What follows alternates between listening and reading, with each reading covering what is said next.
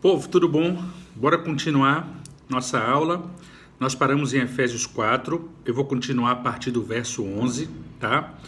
Eu tô gravando aqui essa aula e aqui onde eu tô tá tendo uma obra aqui em cima. Os caras estão batendo muito, eu não sei se vai sair no vídeo essa batedeira, tá? Eu espero que não atrapalhe aí, que dê para vocês assistirem, que eu tô gravando a aula e só tô com esse tempo para gravar, tá? Mas vamos lá, vamos continuar. Ele diz assim, Efésios 4:11, tá? E ele mesmo concedeu uns para apóstolos, outros para profetas, outros para evangelistas e outros para pastores e mestres, com vistas ao aperfeiçoamento dos santos para o desempenho do seu serviço para a edificação do corpo de Cristo, até que todos cheguemos à unidade da fé e do pleno conhecimento do Filho de Deus, a perfeita varonilidade, à medida da estatura da plenitude de Cristo, para que não mais sejamos como meninos, agitados de um lado para o outro e lavados ao redor por todo o vento de doutrina, pela artimanha dos homens, pela astúcia com que induzem ao erro. Mas seguindo a verdade em amor, cresçamos em tudo naquele que é a cabeça, Cristo, de quem todo o corpo bem ajustado e consolidado pelo auxílio de toda junta, segundo a justa cooperação de cada parte, efetua o seu próprio aumento para a edificação de si mesmo em amor. Parar um pouquinho aqui no 16 para falar sobre essa parte.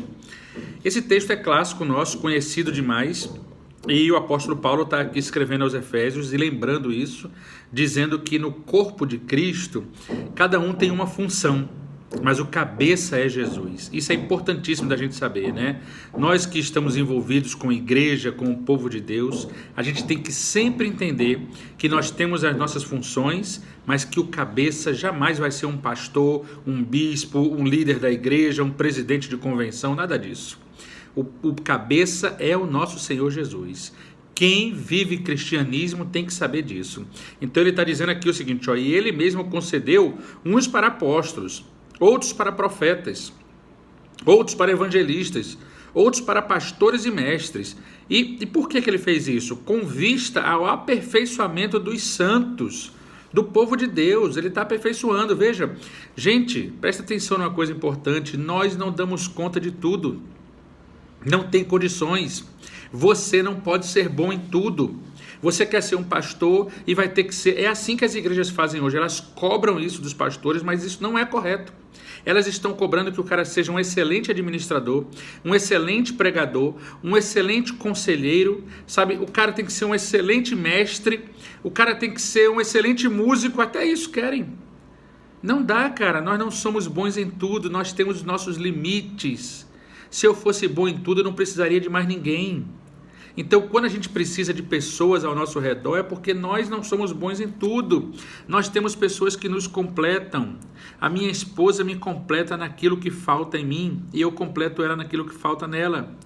O meu pastor auxiliar me completa no meu ministério naquilo que eu não tenho, e eu completo a ele naquilo que ele não tem. E a gente vive dessa forma. Então, esse é o entendimento que nós temos que ter. Certo? De que no corpo de Cristo nós temos funções específicas para cada pessoa, né? Eu lembro que uma vez eu estava numa igreja há muitos anos em que o pastor pegou, né, fazendo um rodízio de lideranças, pegou o cara que trabalhava no banco, era contador e era o tesoureiro da igreja, certo? E colocou ele no louvor para cantar. E colocou um cara que era músico para cuidar da parte das finanças. Ou seja, não ia dar certo isso nunca. Isso é história verídica, gente. Isso aconteceu. Porque o cara da música já estava há muito tempo na música e o cara do banco já estava há muito tempo nas finanças. E aí vamos ver o que dá neles lá. E claro que não deu certo, porque os dons deles, os talentos deles eram para outras áreas, né? Mesmo que ele já estivesse há muito tempo naquelas áreas. Então foi uma tentativa de fazer um rodízio que não deu certo, porque ele não tinha uma expertise naquilo que ele estava fazendo, entendeu? Então ele podia até cantar, podia ser bom nisso, podia até gostar de cantar, como gostava, certo? Mas o outro cara era formado em música, era mais interessante trabalhar naquilo, né? E vice-versa. Então, uns vão ser chamados para apóstolos, outros para profetas, outros para evangelistas, outros para pastores e mestres, e isso é importantíssimo porque é com vista ao aperfeiçoamento dos santos, para o desempenho do serviço do corpo. Então o corpo precisa, uns vão ser, a gente aprende isso na igreja desde pequeno, né? Uns vão ser mão, outros vão ser pé, outros vão ser braço, outros antebraço, outros vão ser tronco, né? Sabe, outros vão ser perna. É assim o corpo de Cristo. Não dá para todo mundo ser o cabeça, nem todo mundo ser mão, né? Então nós temos funções que são diferentes e que a gente precisa aprender nessas funções, né? Aprender que cada um tem o seu limite. Pode ser que vocês vão ser excelentes pastores de pastorear ovelhas, mas que você não seja um excelente pregador. Talvez você seja um excelente pregador, mas você não seja tão bom conselheiro, não tenha tanta disposição nisso, sabe, tanta facilidade nisso, né? Não é todo mundo que está pronto para ouvir pessoas. Isso é um talento, isso é um dom, né? Então, a gente precisa entender e respeitar essas questões que cada um tem, suas divergências, suas diferenças, né? Não é nem divergências, suas diferenças no corpo. E por isso que é um corpo, porque um completa o que falta no outro, né? É dessa forma que a gente tem que entender, certo? Aí o que ele diz mais aqui? Aí diz assim, ó, para que não sejamos mais meninos, ou seja, nós vamos nos aperfeiçoar, porque esse aperfeiçoamento que o Senhor dá para cada um de nós, um crescimento, é para que a gente não seja mais como menino, agitado de um lado para o outro e levado ao redor por todo o vento de doutrina, pela artimanha dos homens, pela astúcia dos que conduzem ao erro. Entendeu? Então, assim, quem é imaturo espiritualmente falando é alguém que vai estar de galho em galho, que vai estar qualquer vento de doutrina leva você embora, sabe? Eu conheci uma pessoa que já tinha passado por 6 igrejas, entendeu? 6 igrejas, pô, não é demais não, será que tudo está errado, né? Então, assim, que vontade é essa que você tem de buscar coisas novas? Que inconstância é essa de você estar sempre tendo que trocar de comunidade ou de denominação ou de doutrinas a serem seguidas, né? Então é essa a ideia aqui. E aí ele diz assim, olha, mas seguindo a verdade em amor, cresçamos em tudo naquele que é a cabeça, Cristo, de quem todo o corpo bem ajustado e consolidado pelo auxílio de toda junta, segundo a justa cooperação de cada parte, efetua o seu próprio aumento para a edificação de si mesmo em amor. Ele é a cabeça e nós temos que buscar crescer nele, no conhecimento dele. É muito mais importante que você conheça a Bíblia toda do que os cânones ou as regras ou os ditos ou os registros da sua denominação, por exemplo. É até importante saber disso, claro, mas é mais importante que você conheça a palavra. Pastor Rodolfo, você quer conhecer mais o quê? Os cânones, as regras, sabe, as doutrinas da igreja episcopal? Ou você quer conhecer mais a palavra do Senhor? Eu quero conhecer mais a palavra. Eu posso até não saber toda a liturgia da igreja, eu posso até não saber toda a doutrina da igreja, posso até estudar como pastor da igreja, isso é importante, né? Mas mais importante é que eu esteja um obreiro aprovado que maneja bem a palavra, certo? É isso que Paulo está nos ensinando. E aí ele diz assim, né?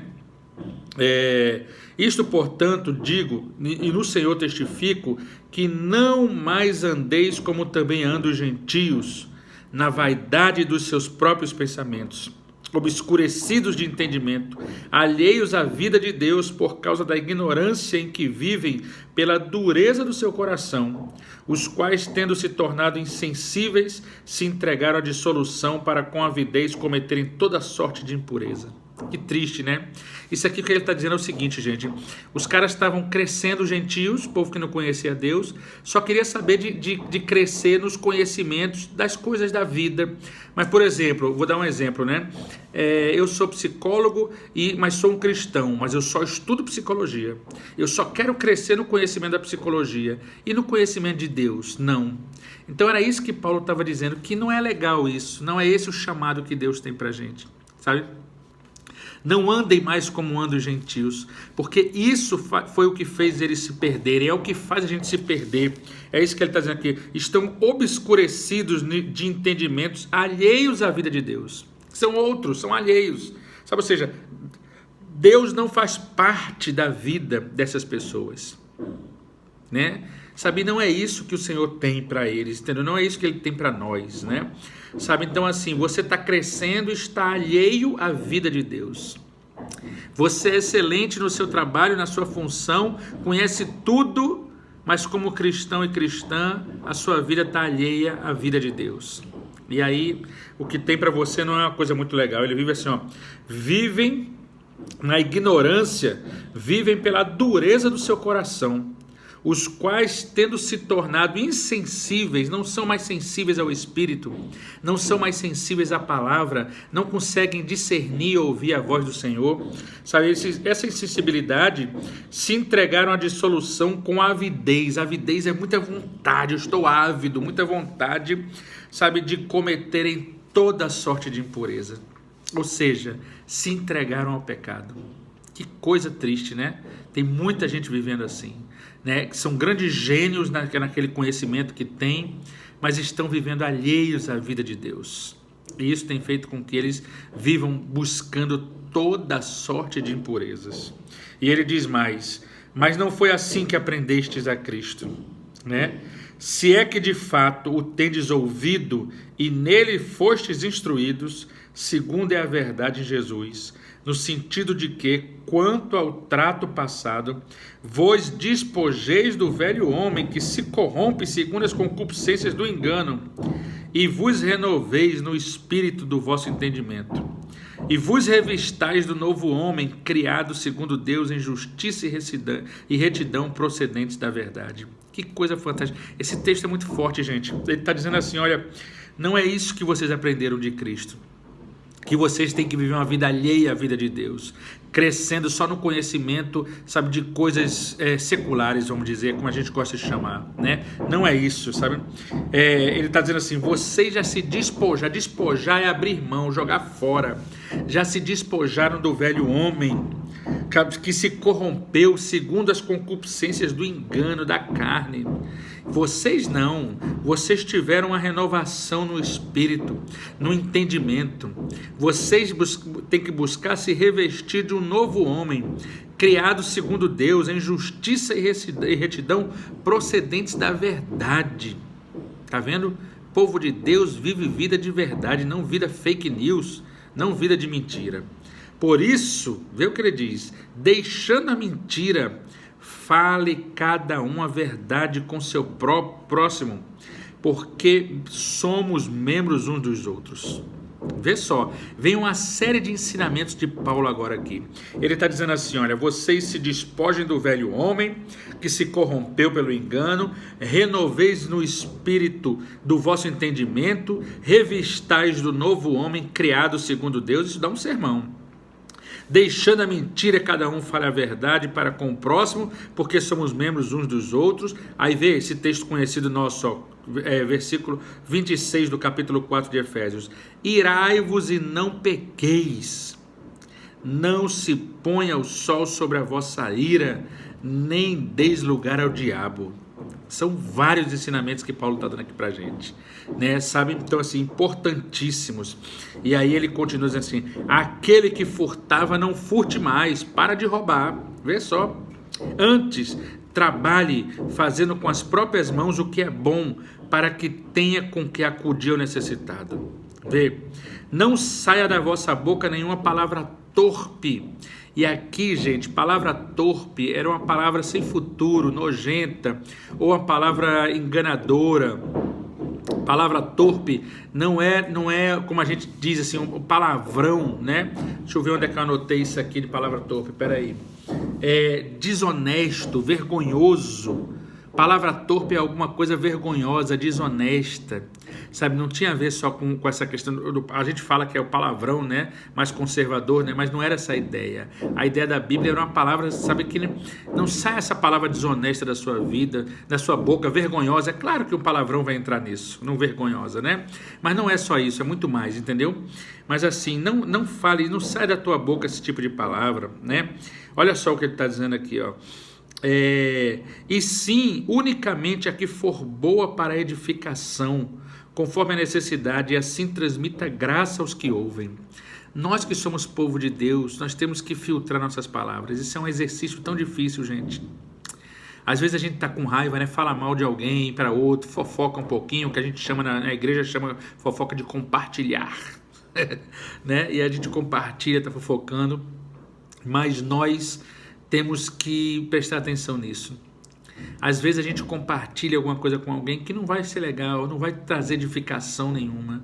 E Paulo está dizendo aqui que a palavra do cristão, da cristã, não seja uma palavra torpe, vergonhosa, desrespeitosa, sabe, sem futuro, né, sabe, né, não seja uma palavra nojenta, né, a palavra do cristão seja uma palavra boa para edificação, que transmita graça aos que ouvem.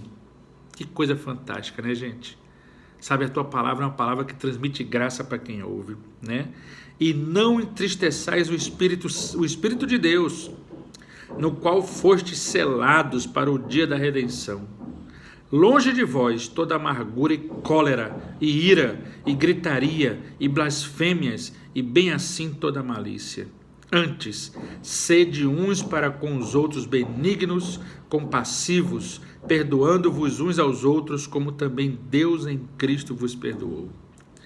Que texto lindo esse, né, gente? Vê só, tá? Efésios 4 aqui, gente, ó, mais ou menos aqui do 20 até o 32, é uma série, uma lista de recomendações maravilhosas para quem quer ser cristão, para quem quer ser povo de Deus, para quem quer viver, sabe, como Jesus, né? Maravilhosa aqui essa lista, né? E se a gente seguir isso aqui, a gente vai bem, né? Vou parar esse vídeo por aqui. Eu sei que vocês querem vídeos maiores, né? Mas senão fica difícil de postar lá no YouTube. E eu vou aqui no YouTube, né? Já vai estar postado quando vocês verem. E vou fazer outro vídeo, tá continuando, tá bom?